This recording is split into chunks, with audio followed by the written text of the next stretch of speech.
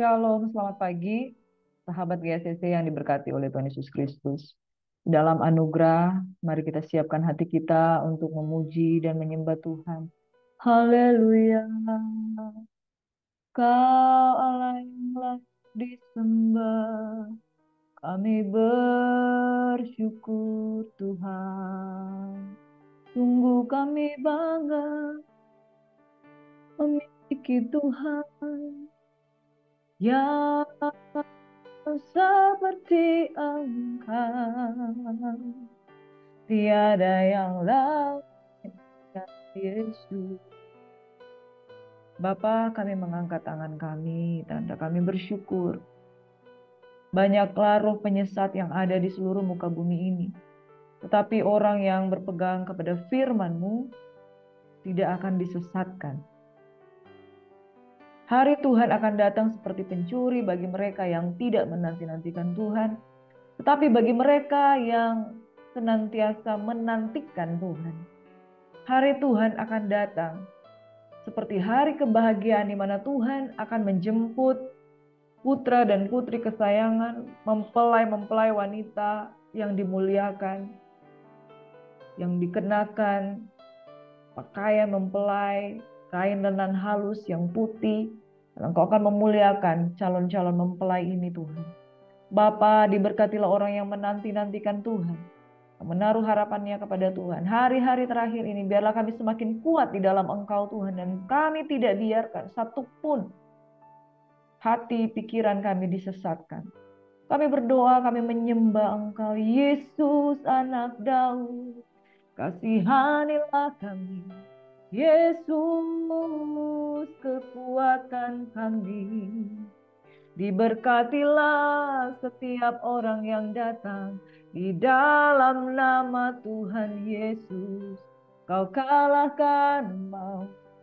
Oh, ku bersyukur Tuhan. Bapa, kami mengangkat tangan kami membuka hati kami. Biarlah kuasa kerajaan Allah. Kerajaan Allah bukan sekedar terdiri dari perkataan, tetapi kuasa, kebenaran, damai sejahtera yang dikerjakan oleh Roh Kudus. Pagi hari ini kami memerintahkan hati dan pikiran kami tunduk kepada firman, supaya kami berjalan tidak tersesat, melainkan menuju kepada kehendak-Mu.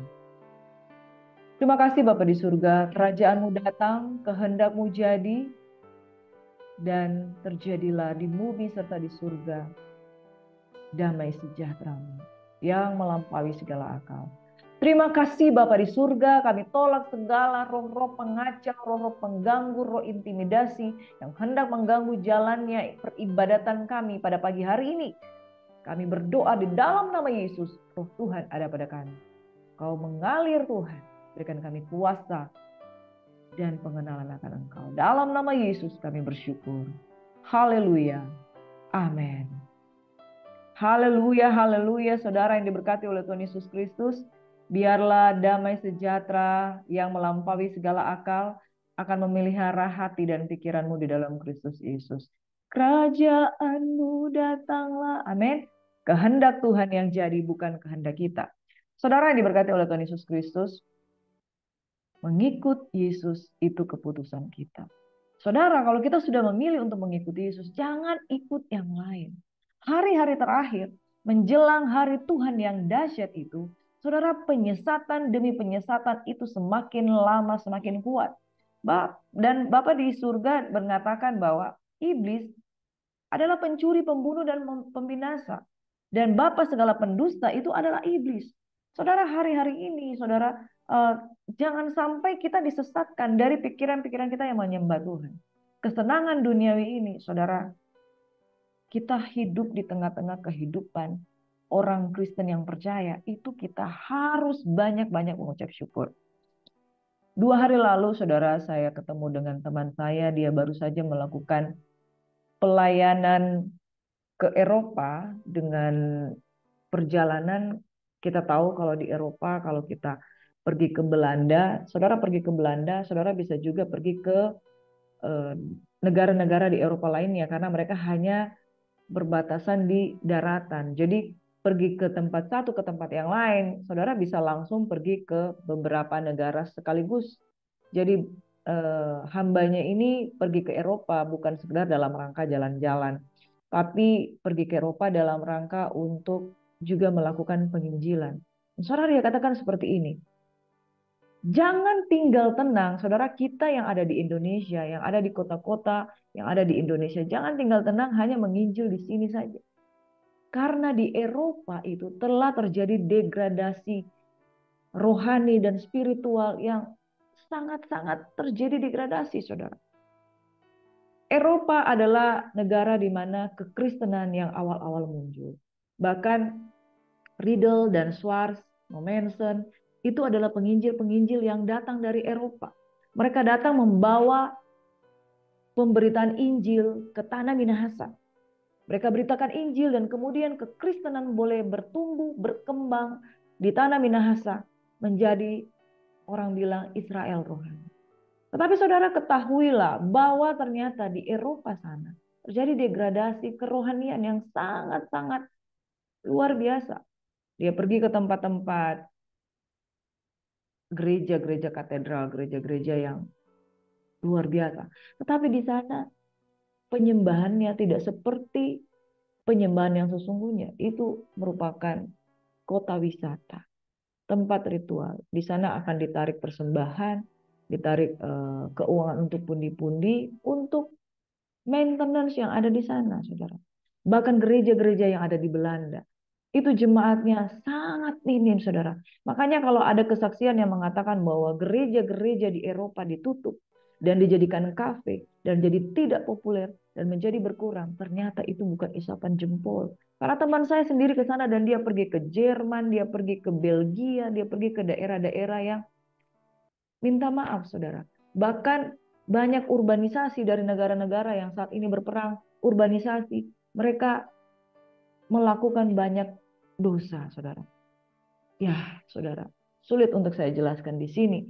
Namun saya mau katakan bahwa ketika saudara dan saya masih diberikan kesempatan untuk beribadah, kita harus bersyukur. Ada daerah-daerah, ada negara-negara yang sudah tidak ada lagi pujian penyembahan yang benar. Bahkan di tengah-tengah mereka minta maaf. Itu Babelonia, ya saudara. Roh Babel itu percabulan, perjinahan secara rohani dan jasmani itu terjadi, saudara. Bahkan di depan mata, kafe-kafe dengan yang terbuka, saudara. Nah, kita bukan saja perlu menginjil di daerah kita di tempat ini, tapi di luar sana kekristenan sedang terjadi degradasi. Bahkan saudara tahu di kota-kota tertentu di Eropa, saudara, itu wah, ini zamannya antikris itu makin lama makin kuat. Roh 66, saudara. Bilangan 666 itu makin kuat. Bilangan 66 itu adalah manusia. Manusia di mana hak asasi manusia jauh lebih tinggi daripada kebenaran Alkitab. Hak asasi manusia jauh lebih tinggi daripada kebenaran Alkitab ketika orang hidup dengan gendernya yang diciptakan Tuhan sebagai pria. Kemudian dia dengan hak mengangkat harkat, harga diri, martabat, dan hak asasi untuk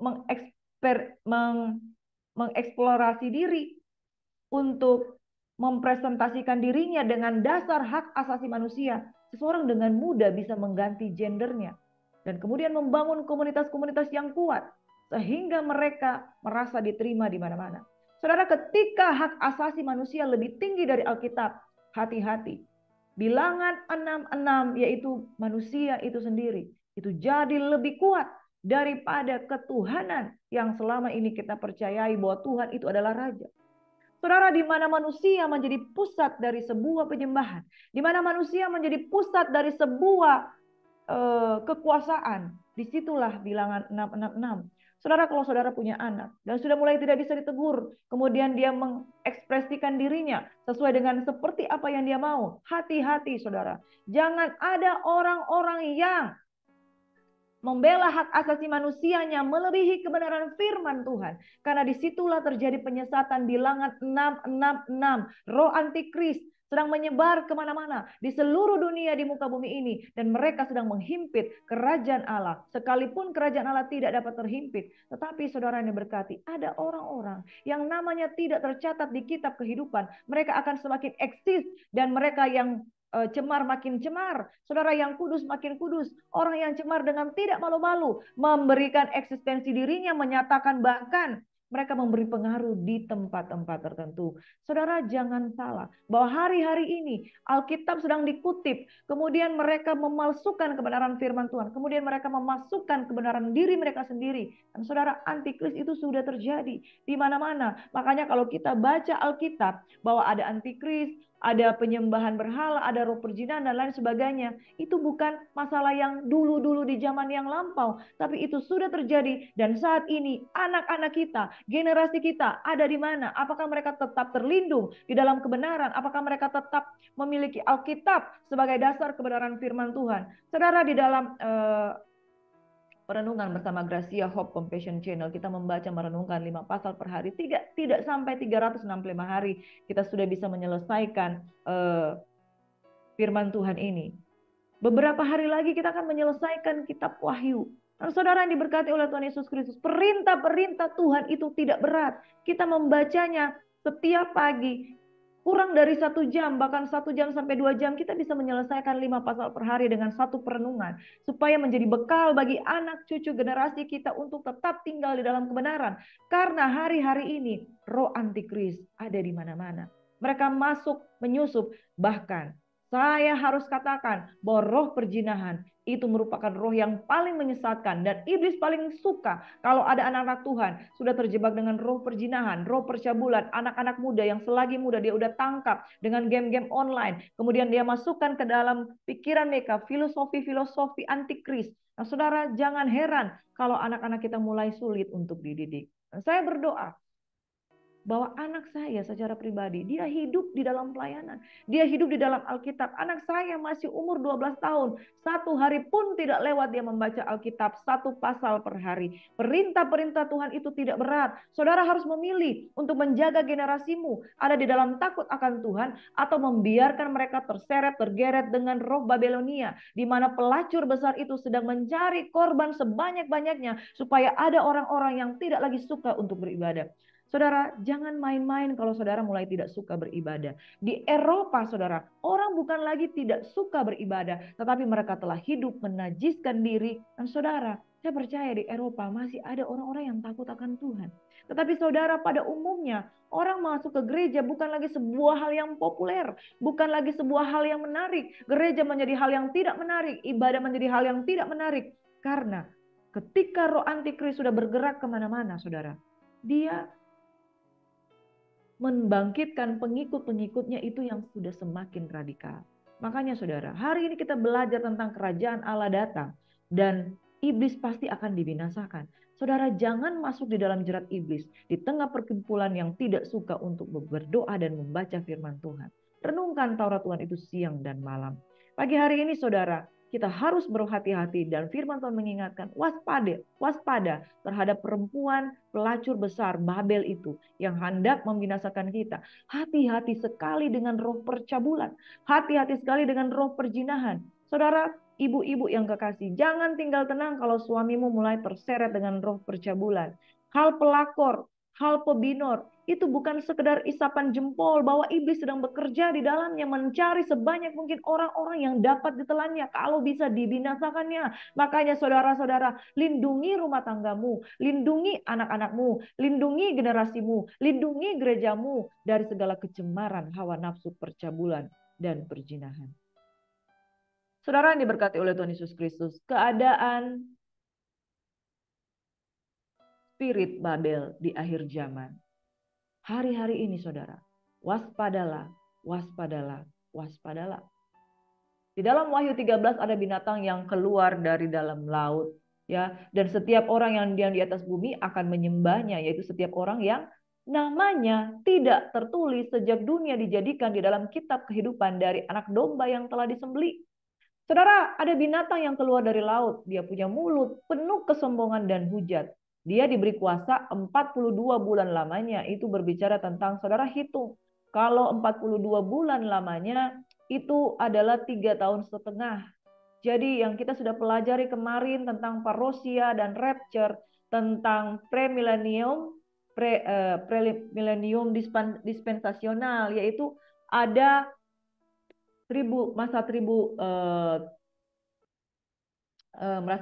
masa tribulasi itu, yang kesusahan besar itu terbagi dalam 2 tahap. Dan 2 tahap, ada tahap 42 bulan lamanya, 3,5 tahun. Dia membuka mulutnya untuk mengujar Allah. Di situ, saudara, kedurhakaan itu akan sangat meningkat. Karena iblis sudah terlepas. Dan dia melakukan sesuka hati. Dia membuka mulutnya, menghujat Allah, menghujat namanya, kemah kediamannya. Dan di sana bukan sekedar iblis yang secara independen sendirian dia menghujat, tapi dia punya pengikut-pengikut, orang-orang yang namanya tidak ada terdapat di dalam kitab kehidupan.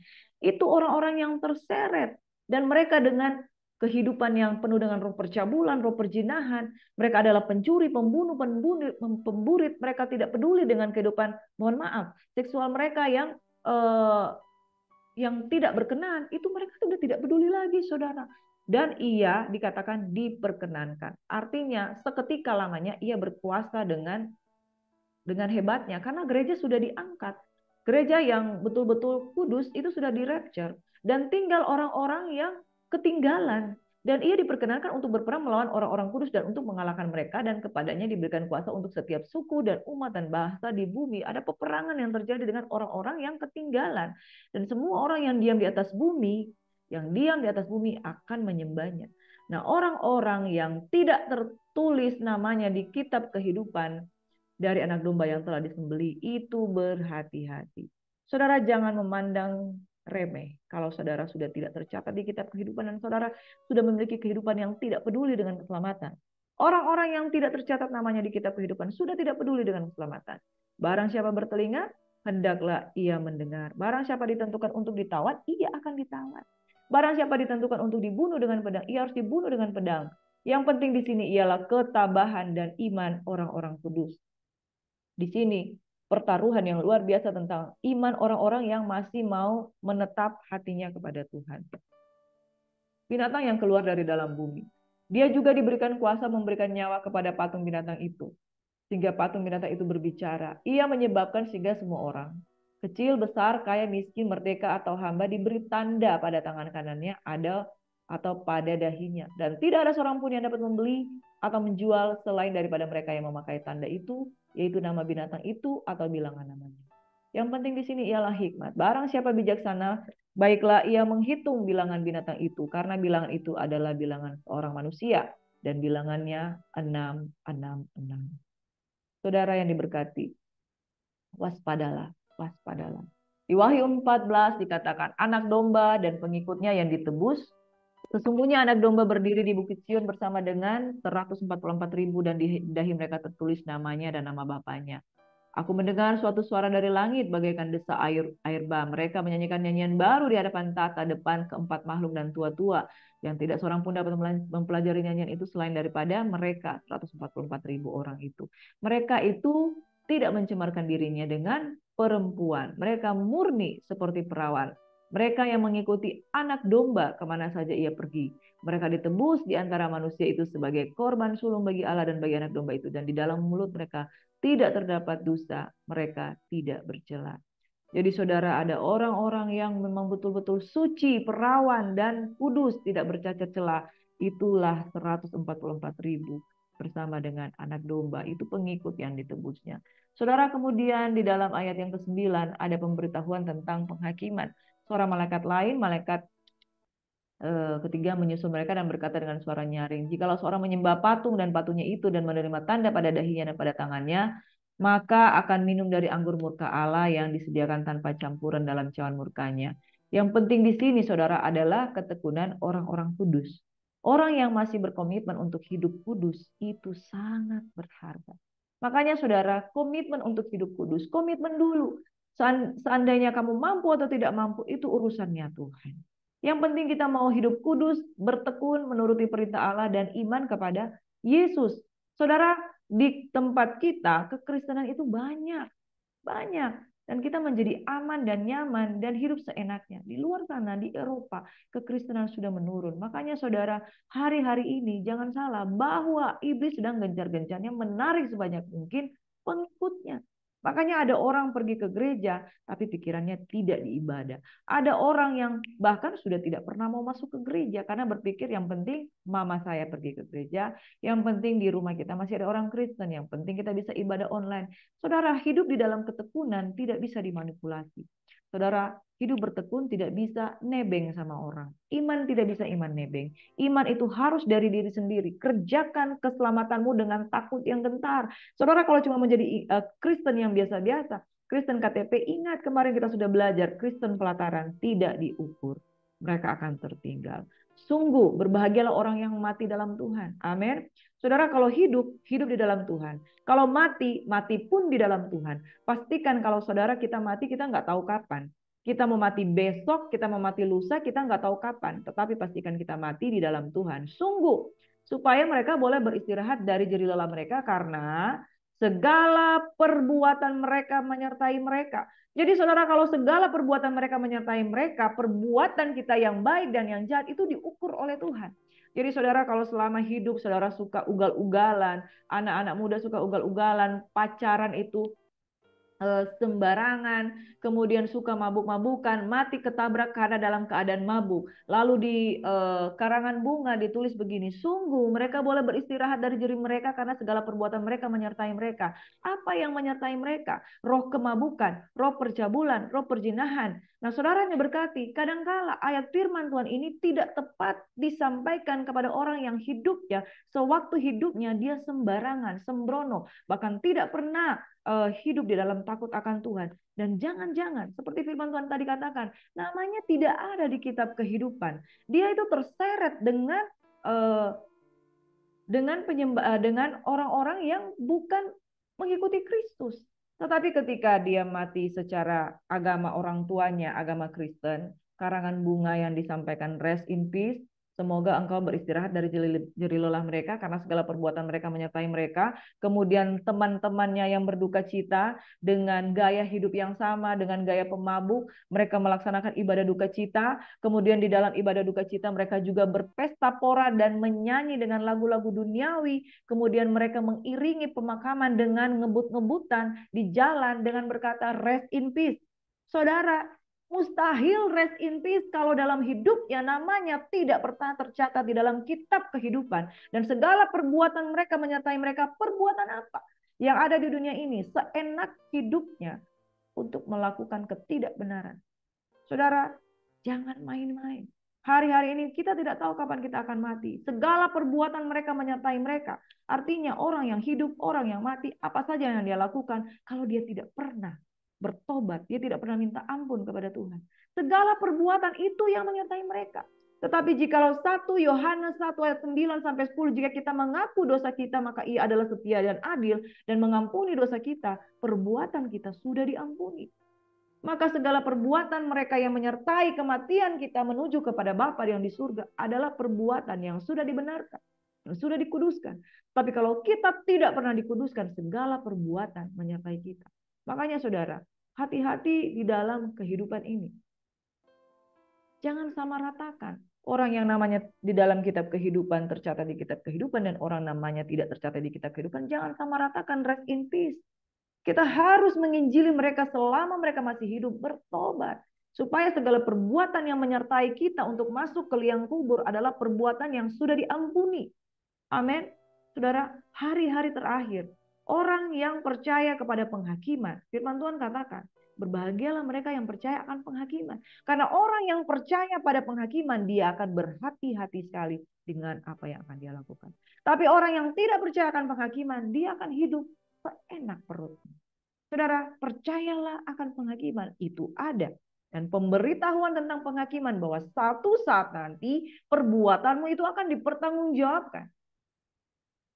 Amin. Kita lanjut di dalam Wahyu 16. Ada 7 malaikat dengan 7 malapetaka. Saudara yang diberkati oleh Tuhan Yesus Kristus. 7 malaikat diutus untuk menuangkan 7 cawan kemurkaan Tuhan.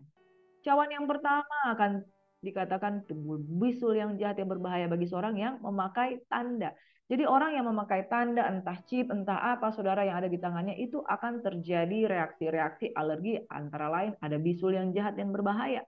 Lalu malaikat yang kedua menumpahkan cawan, itu air menjadi darah dan orang mati dan segala yang bernyawa yang hidup di dalam laut itu akan mati. Cawan yang ketiga berbicara tentang malaikat yang berkuasa di air, mereka menumpahkan darah orang-orang kudus dan engkau yang telah menjatuhkan hukuman ini karena mereka yang telah menumpahkan darah orang-orang kudus. Nah, saudara, dan malaikat yang keempat menumpahkan cawan dan diberikan kuasa untuk menghanguskan manusia oleh api. Dan bagi mereka yang menghujat nama Allah yang berkuasa atas malapetaka itu, mereka tidak bertobat untuk memuliakan Dia. Saudara, manusia-manusia ini di luar sana itu benar-benar ada. Maka saudara, kalau saudara ada hidup di tengah-tengah orang yang kekristenan, imanmu terpelihara, itu harus bersyukur.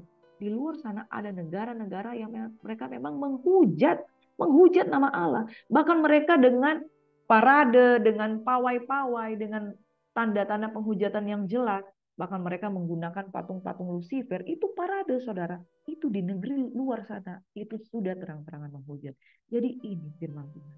Peringatan ini bukan isapan jempol. Malaikat yang kelima menumpahkan cawan ke atas tahta binatang dan kerajaan menjadi gelap. Karena mereka menghujat Allah yang di sorga karena kesakitan dan karena bisul mereka, tapi nggak bertobat juga.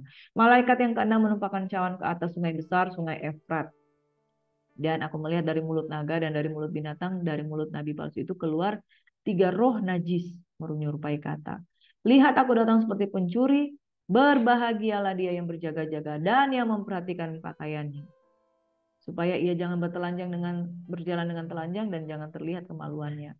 Maka ia mengumpulkan mereka di tempat yang dalam bahasa Ibrani disebut Harmagedon. Dan malaikat yang ketujuh menumpahkan cawannya ke angkasa. Dari dalam bait suci terdengar suara yang nyaring dari tahta, sudah terlaksana. Maka memancarlah kilat dan menderulah bunyi guru dan terjadi gempa bumi yang dahsyat. Lalu terbelahlah kota itu. Maka teringatlah Allah akan Babel yang besar itu untuk memberikan kepadanya cawan yang penuh dengan anggur kegeraman murkanya. Dan semua pulau hilang lenyap dan tidak ditemukan lagi gunung-gunung. Saudara, Babel, sekali lagi Babel. Di Kejadian 6 ada Babel. Saudara, di pembuangan itu ada kerajaan Babel. Babel ini merupakan simbol duniawi. Babel ini merupakan satu spirit di mana segala puncak penyesatan itu ada di Babel. Kenapa Babel? Karena Babel berpusat kepada manusia. Ketika mereka mendirikan menara Babel, itu mereka dikatakan kalau mereka bersatu, tidak ada satu orang pun yang dapat mengalahkan.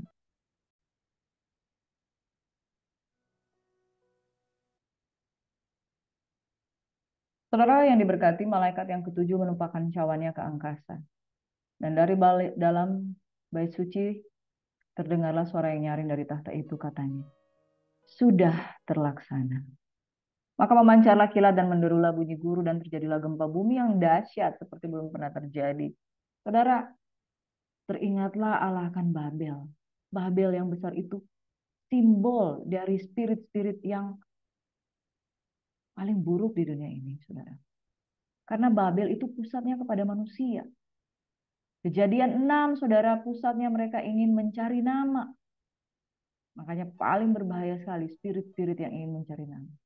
Di sana ada puncak-puncak perlakuan dosa. Di dalam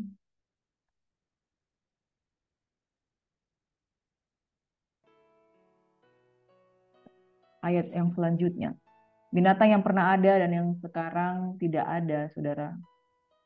Di Wahyu yang ke-17, binatang yang pernah ada dan sekarang tidak ada itu, ia sendiri adalah raja ke-8. Namun demikian satu dari ke-7 itu, dan ia menuju kebinasaan.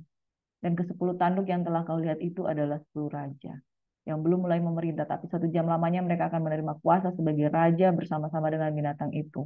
Mereka seia sekata, kekuatan dan kekuasaan mereka berikan pada binatang itu. Mereka akan berperang melawan anak domba, tetapi anak domba akan mengalahkan mereka. Karena ia adalah Tuhan di atas segala Tuhan dan Raja di atas segala Raja, mereka bersama-sama dengan dia juga akan menang. Yaitu mereka yang terpanggil, yang dipilih, dan yang setia. Lalu ia berkata padaku, Semua air yang telah kulihat di mana wanita pelacur itu duduk adalah bangsa-bangsa dan rakyat banyak dan kaum dan bahasa. Dan 10 tanduk yang telah kau lihat itu segala serta binatang itu akan membenci pelacur itu dan mereka akan membuat dia menjadi sunyi dan telanjang dan mereka akan memakan dagingnya dan membakarnya dengan api.